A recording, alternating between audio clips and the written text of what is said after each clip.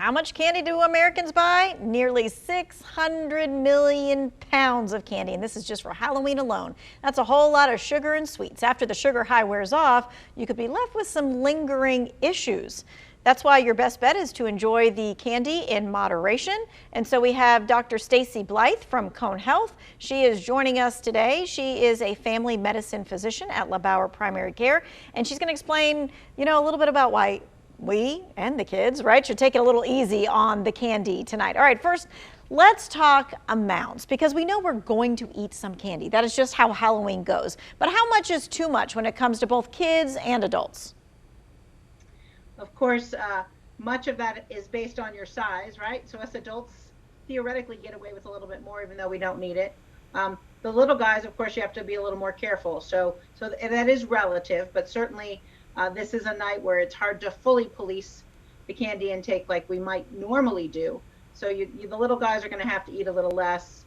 The kids who are really excited about this, the 8 to 13-year-olds, you can let them get away with a little more, but they may suffer a few stomach pangs after the fact if we're too loose on that. And do we have any parameters on what a little less is and a little more is?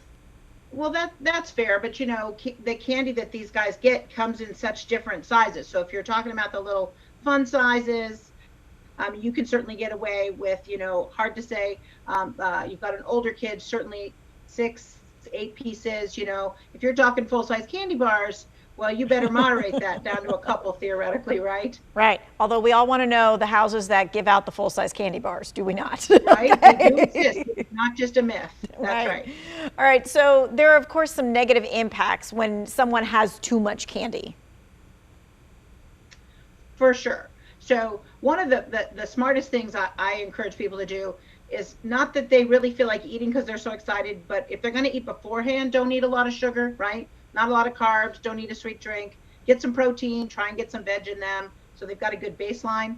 But after the fact, no matter what we do, a lot of them end up with tummy aches, they end up with headaches, they don't necessarily hydrate while they're doing this, so you do want to make sure they hydrate well, and then you deal with the consequences if they do have the downstream upset stomachs. For instance, keep the rest of the food in the evening bland. There's always medications like famotidine if it gets really bad. I would say the headaches and the stomach aches are probably the biggest things you see with these kiddos when they overdo. Yeah, for sure. Halloween candy has all that sugar in it. So what does that do to the teeth, and what are some do's and don'ts about that? Sure. So we all know sugar is incredibly difficult on the teeth. It turns into acid and feeds all the little bugs that unfortunately we have to admit live in all of our mouths. And so we really have to take that down as quick as we can. So of all the nights, tonight's the night they definitely have to brush, and they have to brush well. If they have a routine, you want to really make them stick to it, because brushing tonight and honestly just as vigorously tomorrow morning is going to be very important, because no matter how well they brush tonight, there's going to be some residual effect in the morning. And of course, they're going to have leftover candy. So this next week is a time to really, really remind them how important dental hygiene is to recover from this little bit of overdue we're about to do. Right. You don't want all the treats to turn into tricks down the road, for sure. All right. If a kid's Absolutely. bedtime is 10 and we're kind of moving that down like tonight, right? Because they've been up. So let's say the kid's bedtime is 10. When should they have that last piece of candy so it doesn't interrupt their sleep?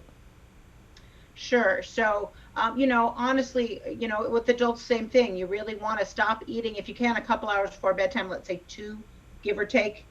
So that the food has time to digest, pass through the stomach, and you're going to have a much lower likelihood of having heartburn or upset stomach during the night. So a good 2 hours. 2 hours. All right. Now, some parents say, you know what, it's just one night. Can they just let their kids go crazy just for the night?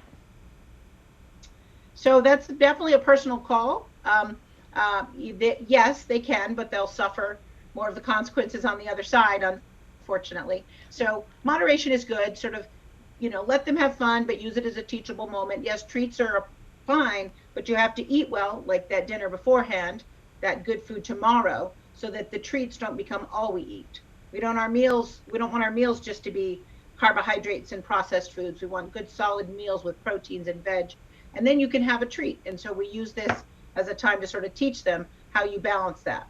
All right, that definitely sounds like a good way to help kids maintain moderation and avoid candy overload. Any other recommendations that way? I have found a few tricks that can be helpful just in terms of not even so much that night, but now for the next week, you have the whole struggle of candy being in the house, right? Definitely keep it out of the bedrooms. That keeps younger siblings and pets safer.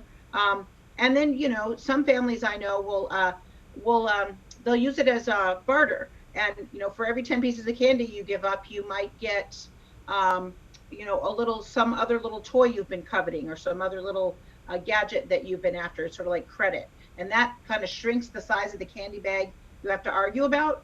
That's a good little trick. But from here, once you get through the first day, really you just have to set some rules and stick to them, which we all know is so much fun when we're parenting. For sure. We I love know. that. Yes. All right. So we're about to take a short break. When we come back, we're going to talk about what happens if we don't do the moderate thing and we do have the upset stomach, and how do we handle that and what kinds of things can we do? That's coming up next.